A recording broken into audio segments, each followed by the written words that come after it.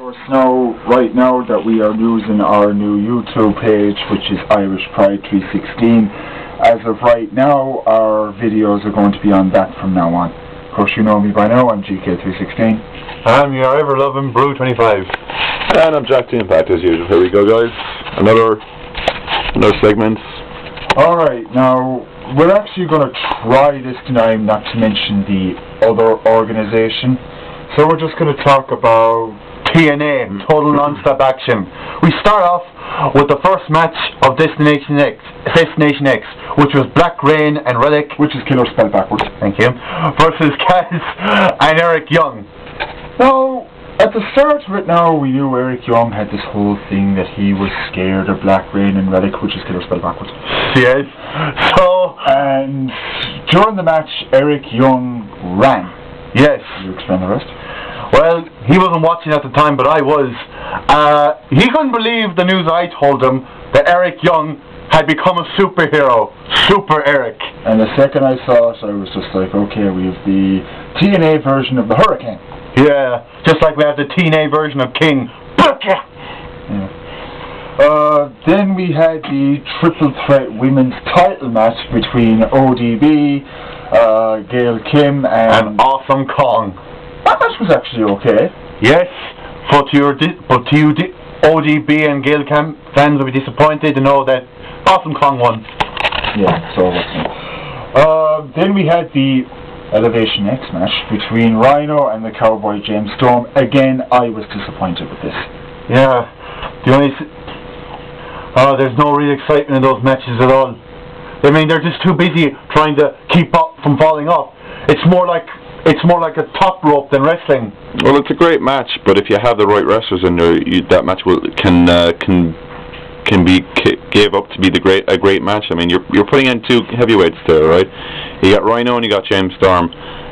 He's lucky he's even able to stand up there with the amount of drink he takes. Yeah, I mean, if you put any of the X Division wrestlers in there, I guarantee you, no doubts about it in my mind, I guarantee that match would have been like 100 times better. Like. Yeah. What else did we have? We had the Fish Market Street Fight.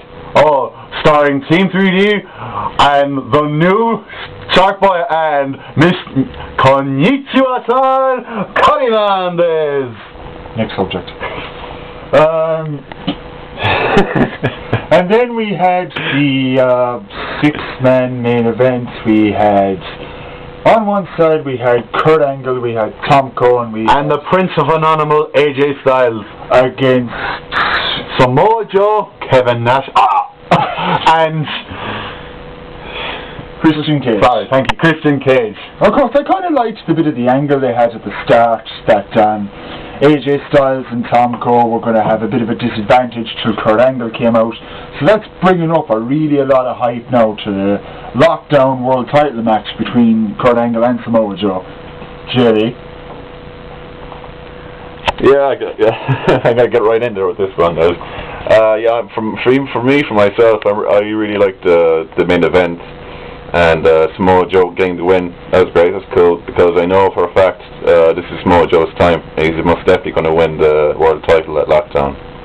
Something I'm really looking forward to because the first wrestler to really impress me in TNA, in fact, actually was Samoa Joe.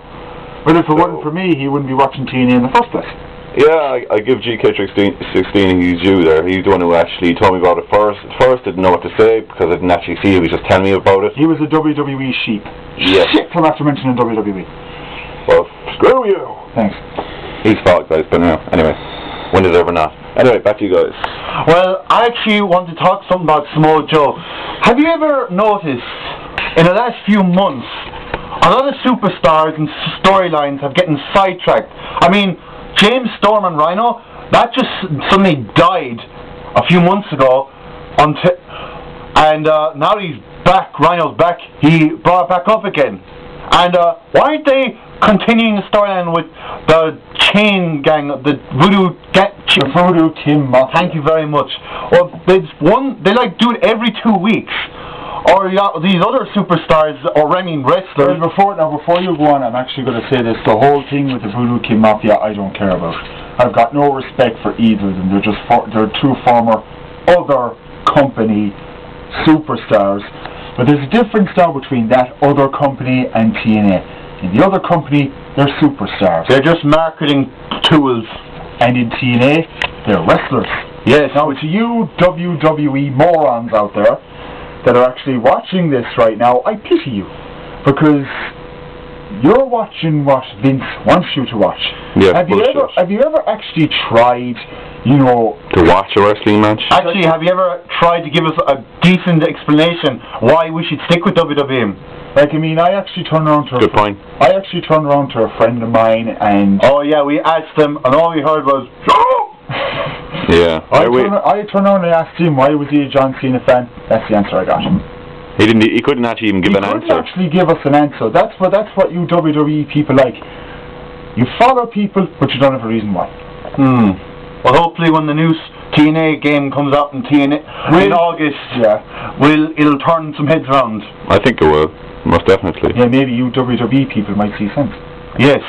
With any luck. Yeah. Yes. Alright, so that's it for us anyway.